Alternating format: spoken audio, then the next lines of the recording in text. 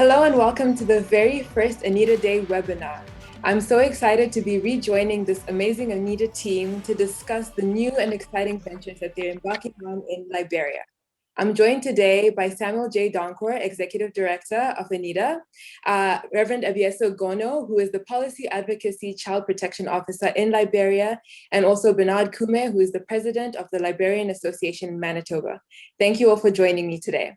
So to start off, I will be talking to Samuel J. Donko, who is the Executive Director. So you can tell us a little bit more about what ANIDA is about, how it was started, the mission, the vision, and everything you could possibly need to know about ANIDA. So welcome, Samuel, and it's nice to have you here. Yeah, thank you. Thank you.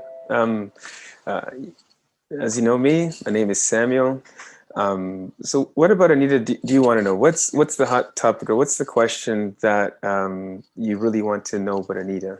So I'm sure everybody, there might be some people here who know a little bit about it or don't know anything about it at all. But so why don't you tell us how it was founded, what the vision was, and what the main goal of ANIDA is? Okay, well, as you know, ANIDA is an international development agency. We've been around for 24 years this year. Essentially, the way it was founded on the heart to help people and assist people. And since then, we haven't deviated from the course. The main goal is to educate. So if you look at our vision statement, it's to create access to education. And that's our vehicle we use to create a lasting impact. With ANIDA, one of the things that is so important to us is the fact that we know that it's not just formal education, but it's to educate the mind, to know about oneself, to be a leader. That's the only way we can create sustainable change. We know that if people want help, if they need help, it has to come from inside. And that's one of the things we really, really look at when we're talking about ANIDA. That's excellent. And I would just like to share a little personal story about ANIDA as well. So some of you may know, I was actually part of the ANIDA team, and I continue to support and love the work that they do.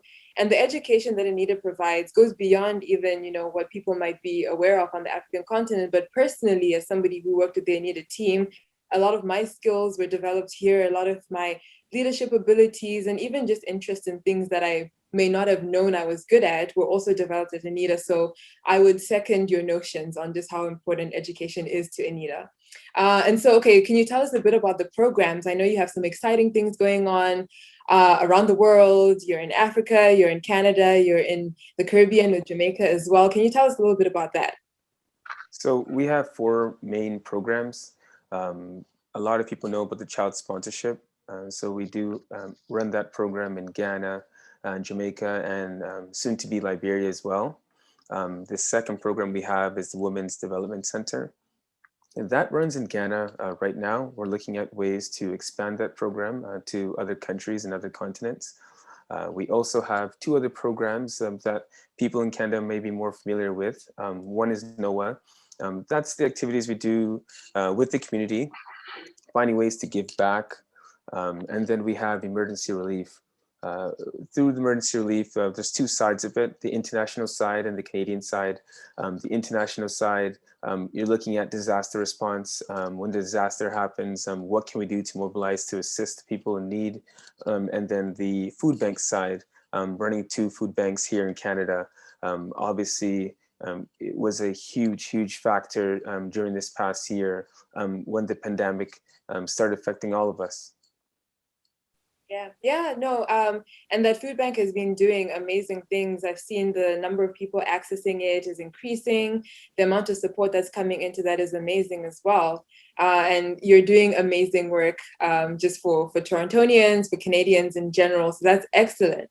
So I guess more specifically to this webinar now, we're launching ANIDA Liberia officially right now. So can you tell us a little bit more about how that came to be and what the purpose of the webinar is so that people can know a little bit more about this new venture that ANIDA is embarking on in Liberia? Yeah, ANIDA Liberia is a project that's been we've been working on for the last 2 years. It was our hope, even before 2020, to actually start the program. Obviously, with the pandemic and things that did occur, we decided to delay the process. But I think that all is well that ends well. It gave us the opportunity to connect with some valuable people who can give us great insight in order to make a lasting impact. The idea is that we're launching our child sponsorship program in Liberia. And during this process, we've looked at it to find out what's the best way to create that impact. It did lead us to meet some very key people in the Liberian community, and have some very serious and meaningful conversations.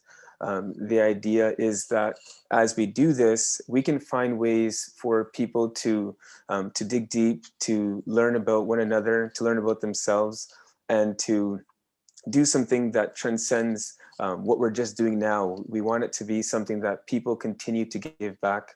So that's what we're working on now with the One Hope Liberia and ANIDA Day, or ANIDA in Liberia. That's amazing. And you know that quote, delay is not denial, I think rings true in this, because I remember last year when we were preparing for ANIDA Day Liberia, and it was a bit of a damper when we weren't able to do it because of COVID. But I love that we're still going ahead with doing it now. And the fact that you said it's giving you opportunities to even enhance and improve the things that you were planning for ANIDA Liberia. And one of those connections, actually, you're mentioning is with us on the webinar today, Bernard, who is the president of the Liberian Association in Manitoba. So if you could like to share a couple of things about what you do in the Liberian community here in Canada, and specifically in Manitoba, and what your hopes are with ANIDA Liberia. So welcome, Bernard. Oh, thank you very much. Here in Manitoba, we are taking care of our people, the Liberian community here in Manitoba. We take care of them in areas. We help the kids with their schoolwork. We help deliver grocery to our seniors. We have a program in place where we transport them to the doctor's appointment. We take them for their grocery shopping. And we also have a food supply. We have been supplying them with food since September last year. We have done 8 distribution, and we did a big major distribution last December where we served the entire Liberian community here with essential food items just before the Christmas holidays. That's amazing. What we plan for the future is to try to help other people or some newcomer who have just come to integrate in the society, and to encourage them to live a better lifestyle to improve the living condition. Okay, so you're Liberian. Can you tell us a little bit about your journey? Did you grow up there? What do you remember about Liberia?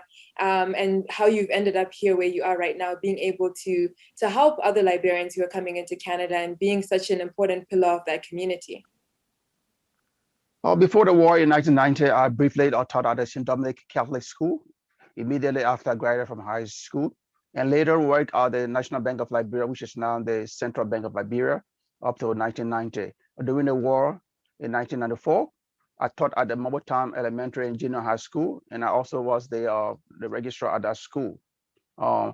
We know that there was no law and order in Moravia. It was a country of survivor of the Peters, where armed men and children were causing havoc. They were referred to as child soldiers. The cost of living was so high due to unemployment and the breakdown of the economy, which was exacerbated by looting and the murder of tens of thousands of Liberians. There was a flagrant disregard of human decency and the rule of law. Liberia was a death trap, both at the time to civilians and the rebels alike. The streets of Monrovia were filled with dead bodies, and that polluted the odor of the air and for seeing human decay. I fled Liberia in 1998 after the rebel leader, Charles Taylor, won the election. His rebels were seen everywhere in Monrovia. They were in every government security apparatus, waging havoc on citizens, and people were getting missing every day. Bodies were found hidden in every corner, Evidence of the gruesome and macabre manner of their death was visible. However, when he became president, his son, Chucky Taylor, was a lawless and heartless killer. He executed people with impunity. Due to the insecurity in the country, despite the elected government, I decided to go into exile in Ghana, where I narrowly escaped death at the hands of unknown gunmen who posed as armed robbers. I lived in Ghana from 1998 up to 2007. I was in Ghana as a refugee on the Buduburan refugee camp in Goma district. I lived in Ghana for 9 years, and I migrated to Canada in November of 2007. I'm president in Winnipeg, Manitoba, with my wife and 3 younger children. I'm the president of the Liberian Canadian Association of Manitoba, and also regional vice president of the Liberian Association of Canada, LAC. Wow, that story that you just told, I'm sure rings true to a lot of people in this world. You know, a lot of the African continent goes through similar situations that you just mentioned. And now specifically bringing it to Liberia, though, how do you think that education, because clearly you said you used to teach in some of the schools in Liberia, and now looking at where you are from where you began, how do you think education can be used as a tool to get Liberia, moving forward, for the youth to come up and to be able to experience a better future and a better present than maybe you were able to experience when you were there? My perspective of how the Civil War affected other thing was, first of all, we know education is the process of giving or receiving instruction or information. It also is a process by which one learns to acquire knowledge that is needed to know the need of his society. The educational system in Liberia was crippled during the Civil War. Students who were supposed to be in classroom preparing for the future were on the battlefield. Teachers who were supposed to be impacting knowledge in the classroom were on the battlefield. The educational infrastructure that were meant to facilitate the process of learning were turned into display center, military barracks, execution ground, etc. The youths of the country, who are the future leaders and the precious jewel, were turned into child soldiers. Some children became men before they even became youths. They were forced into war that wasn't theirs. Their use of drugs and consumption of alcohol affected their ability to easily comprehend. When Liberia experienced some semblance of peace, when these child soldiers were disarmed, when the youths returned to their towns and villages, they came face to face with the destruction of the infrastructure that were met to educate them. Those were the fountains of knowledge. Age has caught up with them. Life must go on. Child soldiers were not rehabilitated and ready to go back to school to prepare themselves for better Liberia. But the education system wasn't adequately equipped to meet the challenges of molding the minds of these children. Resources were stretched to the limit to accommodate as many students as possible. There were rampant misplacement of students. That is, students were placed in the wrong classes. Unqualified teachers were employed in school institutions. Those were overcrowded. The basic tenet of our educational system was compromised, even at the college and university levels. High school graduates were teaching junior high schools. Junior high graduates were teaching elementary schools. Elementary graduates were teaching kindergarten students. What a pity. Even in our university and colleges, the same problem exists. A bachelor degrees holder is a professor. Those students were once teaching assistant, but they became lecturer. They were lecturing students that are also pursuing the bachelor degrees. What a collapse of our educational system. The government cannot afford to hire qualified instructors, professor or professional, to maintain a high standard of our educational institution. And then the Ebola virus also came in. The Ebola virus came and exacerbated the situation. Students stay home without engaging in virtual learning. The school year was cut short due to the Ebola epidemic. Students got promoted without completing the curriculum.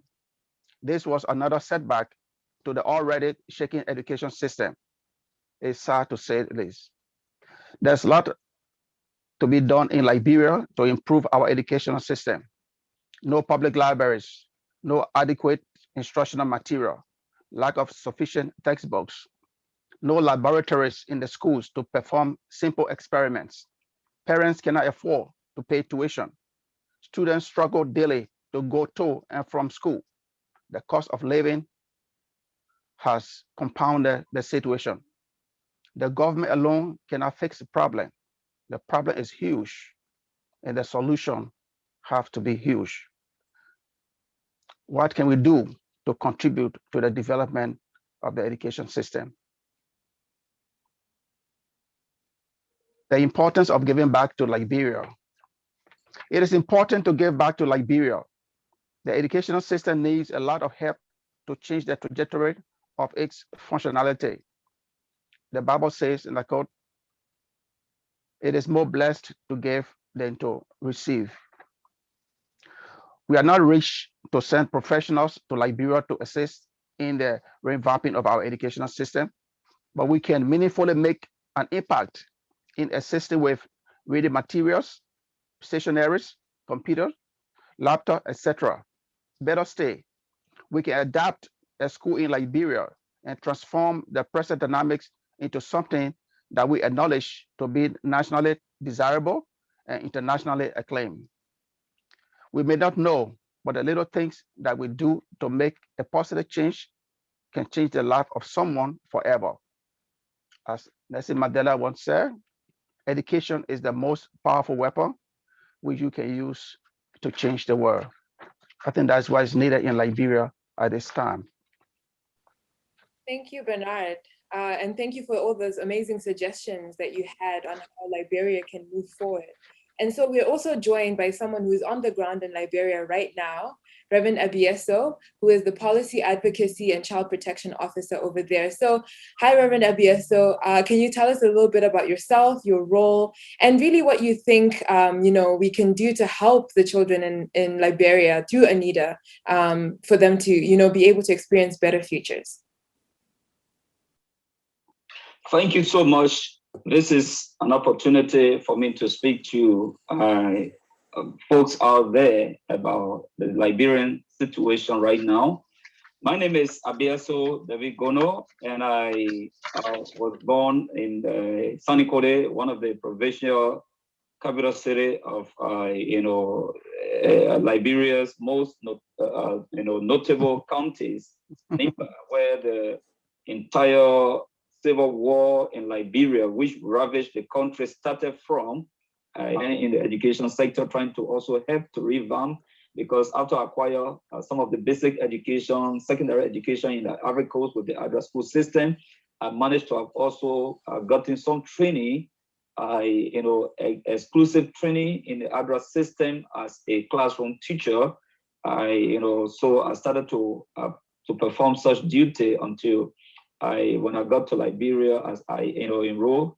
I went to the Liberian school system to introduce some of the basics of education from the ADRA frontline context, and I started to help a few schools in Liberia, which I saw were doing very poorly because of the system and structure of things.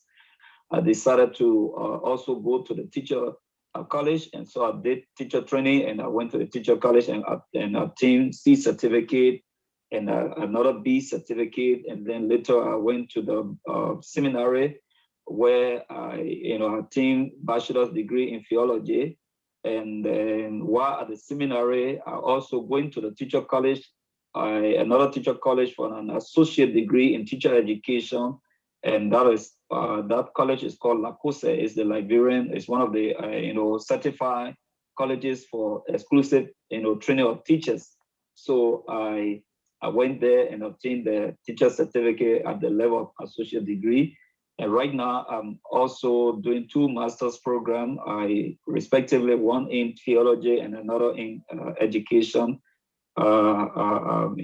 education with emphasis, in education. Today we still have Liberian students seated on bare floor to learn in a democratically elected government situation. We still have classrooms where teachers are abandoning and going for higher paid jobs. And so the situation in our education system is actually volatile, and it really, really needs attention so as to give the children some hope. Right now, there are a huge number of kids in the streets who have turned to become breadwinners because the parents don't have and they can't afford to send them to some of the private schools that could provide better education for them, unlike the government schools. And also, the children whom parents or foster parents or relatives sent to their people in the city, they send them with the mindset that, oh, they are going to be sent to school. But when they get from the interior to the city, it becomes a different story. Some of the kids from the interior that have been brought to Ganta and other places in Liberia have turned to become breadwinners. They have turned to become commercial sex workers. They have turned to become different, people of different child protection concern. So right now, when the COVID-19 came after the Ebola pandemic, and then Liberia started to gradually, cope and get back on its feet, the COVID-19 came, and then the whole of last year, the lockdown affected the entire process of learning, where classes were suspended abruptly, and then the learning, came to a standstill. So learning in Liberia last year and sometimes this year was jeopardized by the COVID-19. So during those periods, of course, when ANIDA moved to Liberia, what we have been doing in our week will has been to provide some radio education, learning by radio to the students, which most of them, were able to learn from, because the kids in Liberia, with the system and everything that is going wrong here, whenever there's a break in their learning, it exacerbate the situation, it exacerbate their already poor performances. And so we thought it wise, when a director came to Liberia and did a registration, we said, well, while we are still waiting for the official launch of ANIDA, it's better we begin to roll the ball. And so we started providing radio education to the children of Liberia in this part of the community, so as to strengthen their education quest, so that they don't forget about some of the materials they have acquired prior to the COVID-19. So in listening to your story, Reverend Abioso, it just, kind of brought the overall focus of ANIDA back into my mind in one of our programs, Hope for Tomorrow, child sponsorship, and how some people have started off in that program and are now fully ingrained in their careers and are doing what they can to help their communities as well. It follows a similar trajectory of your story, from where you started to where you've ended up, and now you are the one that's giving back as a result of the education that you have received. And so it's just a testament as well to the power that education can have in our communities, and just how important the work of ANIDA is. And so I guess I want to know a little bit more, and I'm sure the people want to know a little bit more about the team in ANIDA Liberia. What are your plans? What else are you looking forward to? How are the children responding? Just some things for our viewers and our listeners to get a bit of insight into what the program is shaping up to be in Liberia. Good. The momentum on ground is so high. The parents are excited. The children are excited about ANIDA, the launch of ANIDA in Liberia and the ANIDA Day programs. And everywhere we've gone so far, and this information of ANIDA coming to Liberia has been a welcoming development. And as we speak, we continue to have a huge number of vulnerable children turning up on, lining up or turning up for, for profiling. And they are hopeful, especially so when the name of the program, which they are anticipating to be a part of, is called Hope for Tomorrow. They believe that if they are ever opportune to get on such a program, indeed that will be translated from just being said in words, but it will be really, really translated into to the reality where people will see it, because most of the children whom we profile and some of those who are still on standby for profiling have expressed their aspiration and dream of becoming somebody, or becoming different people who will contribute to the society tomorrow, despite what they are going through, despite some of them being orphans, being whatever vulnerable group they found themselves. They are very optimistic that they can achieve a dream of becoming a pilot, for example, or becoming a doctor, or doing something that will lift the name of their family up. That's amazing. So I'll just like to take a second right now to say that you listeners and viewers can also be a part of this Hope for Tomorrow. As you've heard the stories of Bernard and Abieso explaining in detail some of the things that they experienced growing up in Liberia, and even now the strides that they're trying to make life better for the children who are the future for tomorrow. You can partner with ANIDA by sponsoring a child, donating. You can donate through calling the office on the website www.anida.org, or you can call the offices and sponsor a child and donate and help to make life better for the future of tomorrow. So now as we transition, as you're all talking, I know we all come from different backgrounds. Most of us are connected to the continent of Africa in some way. Personally, I'm Zimbabwean, and some of the experiences that Bernard and Abieso were talking about, I've seen in varying degrees in my own community. And so to bring it back to ANIDA and to bring it back to Liberia and some of our goals, I'm just interested in, what do you want to see for ANIDA Liberia as a country in general, and the African continent as a whole, as we strive to make education more accessible to children and to people on the continent. So anyone can feel free to jump in and talk about what you foresee as a vision. I think that when we're looking at ANIDA, it's something that's continually evolving. And that's one thing that I've learned, is that we're working towards a place where we can have sustainable communities. It doesn't happen overnight. When I'm listening to some of the stories, it almost makes you forget that some of these war periods lasted 20 years. So you can imagine that the amount of what it does to someone to go through something for that duration of time, and how their mindset is changed and adjusted, and what it really does to an individual. So the same way that it's taken a long time for people to get to the place where they're at, we also know that it will take a long time to start unraveling some of the answers and make some of these changes. And what we see is that people will see for themselves that there's more than one way to life. We can look at it, and we can work together. We can learn from one another. I have a funny story. When I started working with ANIDA, one of the first locations, one of our largest locations, is in Ghana. And I would go there, I'd work with the staff, and I would sit there and observe and say, okay, well, what can I do to learn from them to improve what we're doing in this country, to improve the situation of these children's lives? And it was challenging at first. Learning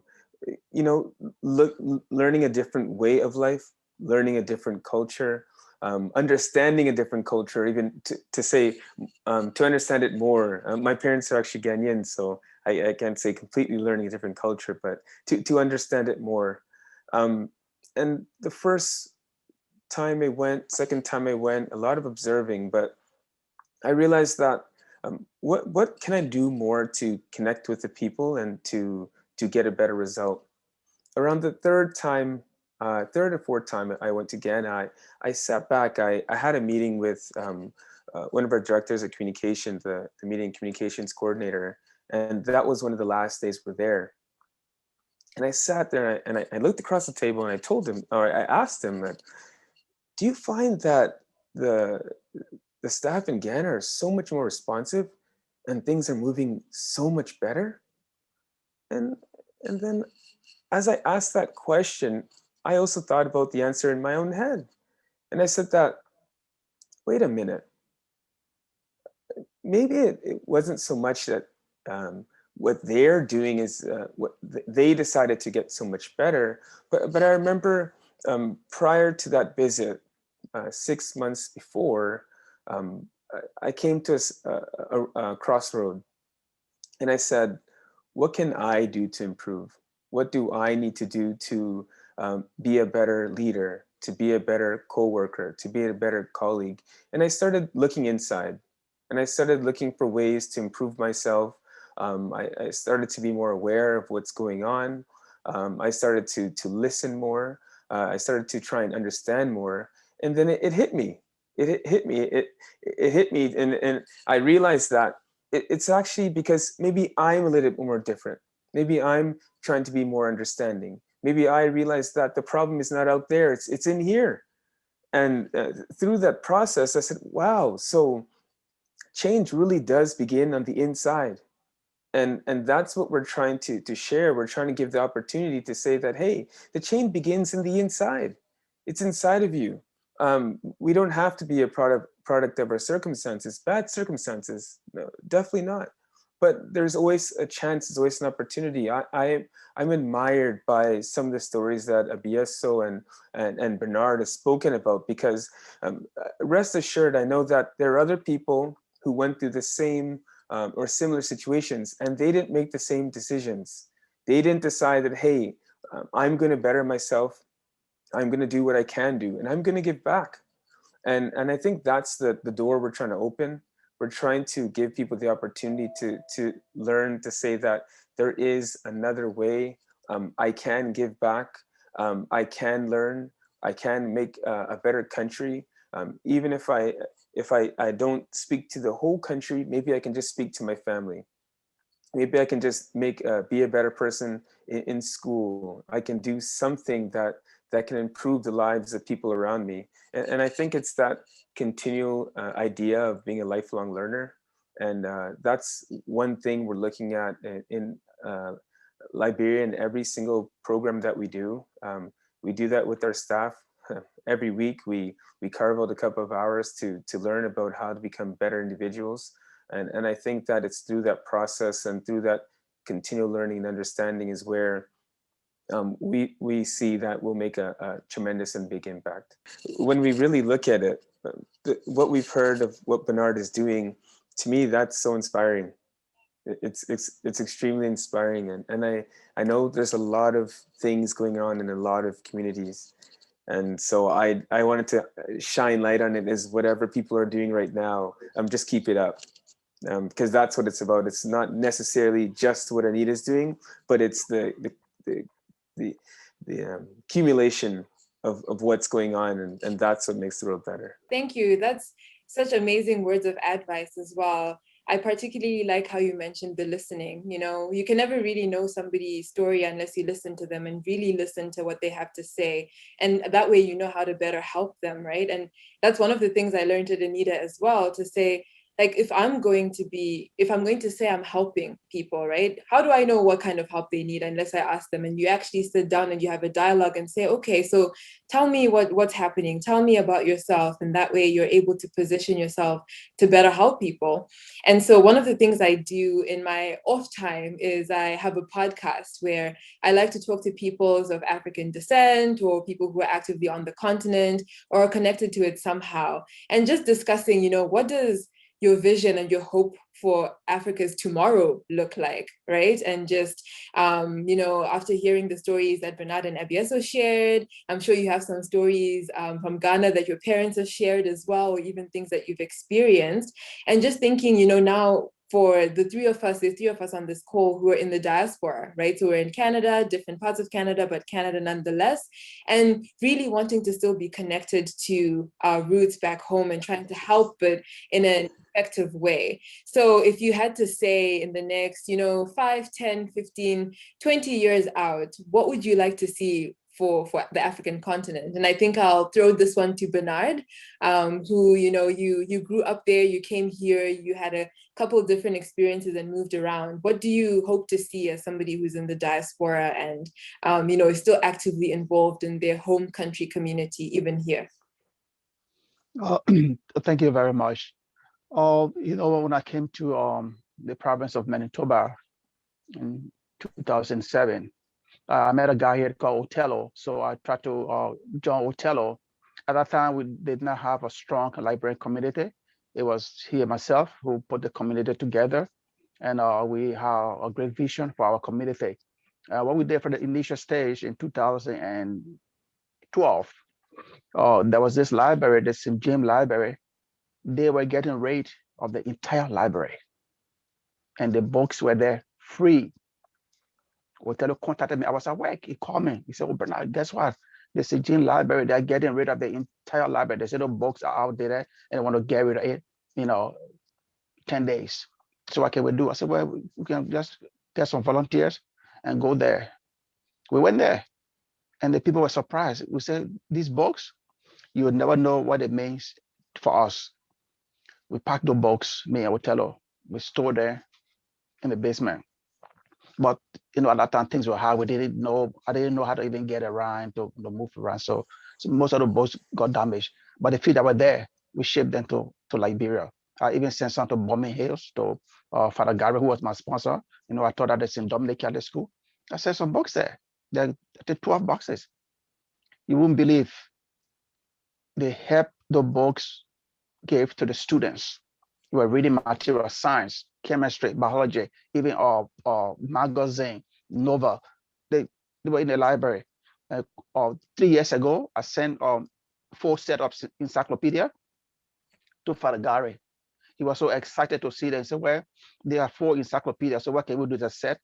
Right now, I'll be retiring from St. Dominic, so I'm going to go to a new school that they are building in part of Car, where they call Deesville. Or can I take 2 sets? I said, "Father Gary, the books is there for students to learn, regardless of what school you carry them to, whether it be a St. Dominic or be the Diggsville Catholic school that is just been built. You can take the books that I sent it for you to help the children of Liberia." Just 4 days ago, I sent another 4 sets of encyclopedia for my immediate neighborhood, where I taught the Mobile Town. I told you about Mobile Town Elementary School, but that school is no more. The school now is not there anymore. But there's a community that we have, the Mobile Town Southern Creek Development Association, and we plan on having our little reading room, and then where we can educate our students, encourage them in the reading process. And as time go by, we want to expand our place and have our computer rooms, and have somebody on the ground who can train the people there in the tie and die, and to become a computer literate. All right. But right now in Canada, we're concentrating on our community, and then that help can go back home. It will mean a lot for our people back home. As I mentioned earlier, talking about I didn't know they had the idea. I remember the first time I came here, I went to the States, and then I was reading the sign that said the highway is being adopted by the NIDA Columbus. I said, "Well, how?" He said, "Oh yeah, that's what they do. They adapt highway. That is the NIDA Columbus. They stretch a road from here over there. They are responsible to keep it safe, to keep it clean, and do everything." That's what I mentioned. I said, "Well, then we can adapt a school. We can, in Liberia, where we have like a pilot project where people will see the difference, and people it will be desirable for learning, and that will meet international standard. But we can focus on, because there's no public library. The first public library in Liberia was built by my organization, the Nukutan Association in America. It was built in Nukutan. That library, the president, His Excellency George Manawia, he went there to dedicate that library. The library is there now. We pay the staff, and we contribute books. I also send books there to the library. It's a lot of books. What we did at the time, when they are playing a game, because of the COVID now, things are hot. But when they're playing game, we inform the people there that they get a book drop. Or we have a bin there where people can come and drop off magazine, any book that they don't need at home. And we did that. We got a lot of books from the games, from Bomber game, from this game. People just go and books that they don't need at home, they drop it there, and we collect it. And we package the books and send it. We tell us send some to a place in Maryland and other places where there are students, we don't specify area, but where there's a need, the children need of materials, we send stuff that we bought stationery. Well, one of our friend of mine saw there were things on sale like it's like that's like text not the exercise book. Well, they needed to be put in the bundle. We bought the thing by boxes. Yeah, they were selling $80 for and one stuff that called $80, it can give you like in library called a 5 subject capable. It can give you 35 subject capable. We send those sheet with the binders to different schools and the student benefited. They took pictures and sent it to what was so excited. So I think Adina, you're doing a very, very great job. I have no regret to be a part of you. And I hope that we can transform our objective vision into such a reality that people can see the impact and know that we are fortunate and we are not forgotten. But then, because we know our background, I came from a humble background. My parents, they were very humble. They were Catholic. And I live with a Catholic priest. I live with Father Gary. People who know me, they will tell you that that guy should have been a Catholic priest. But now, we have our own vocation. You may like something, but if you're not called to serve in that area, it can be possible. I love the Catholic Church. I stay in the house with the priest. We share everything. I live in the house with nuns. But I'm not a priest today because it was not my calling. But my heart is still there to serve people and who God have made people in need. And so that calling is part of me to always be that way. When I came here, I saw the organization, I became involved. And people, you'll be surprised. Jokingly, people tell me that there's a kingdom. I'm not president, I'm a king because they're not going to let me to go wherever my time is over. Because I put my time, I put everything into this organization. And if you know anybody from Manitoba here, you ask them, they will tell you that I go against my will to make things happen. So I want Anita to do the same. And I trust and hope that I would listen to all you beautiful people. I know you got great vision, and I want to be a part of your team that we can do things together. Yes, absolutely. That's amazing. And I love something you're mentioning. It doesn't have to be big what you do, even packaging books, free books that you don't need anymore and sending them off. People benefit so much from that small act of kindness that you never know how somebody's life is going to be transformed at all. In just a small act, you have $10, $35 even that you can spend in a day buying shoes or buying food, and you don't even remember what you did with it. That small little amount of money can quite literally make a difference, a world of a difference in a child's life. And so it doesn't have to be grand, it doesn't have to be extravagant. The little you can do goes a really long way. And I love that you pointed that out. And so before we conclude, Reverend Abieso, what are your final words to the people out there? What do you want them to know about ANIDA Liberia, about Liberia? And how would you like to see us supporting this amazing new venture that ANIDA is embarking on in Liberia? Well, my final message to folks out there who are following us is to encourage them to, make a little, contribution to this vision of hope for tomorrow for Liberia or Liberian children, because the little a person does right now in Liberia is, a drop in the drum is like a whole. It causes a lasting impact, because what we don't have on ground when it comes from anyone, there's an old saying, say when you're in a river and you are drowning, even whatever leaf you even find can become like a savior to you.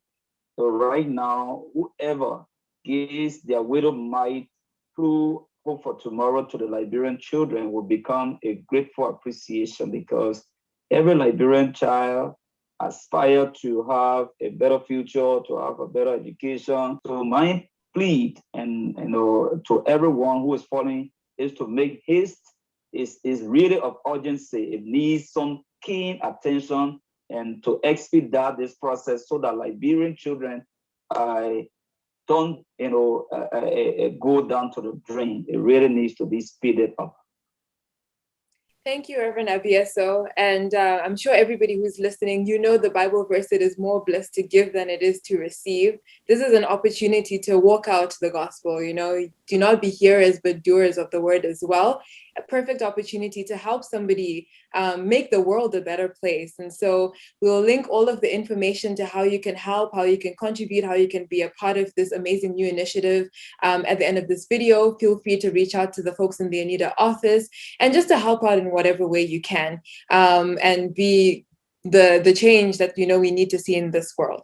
And so before we leave and we sign off, I just want to say thank you to all of the guests here, Samuel, Bernard, Abieso. Thank you so much for sharing stories. Thank you so much for being a part of this first ANIDA Day webinar. It was so exciting to hear everybody's stories and to have an opportunity to chat with you all. And we look forward to doing this again very soon.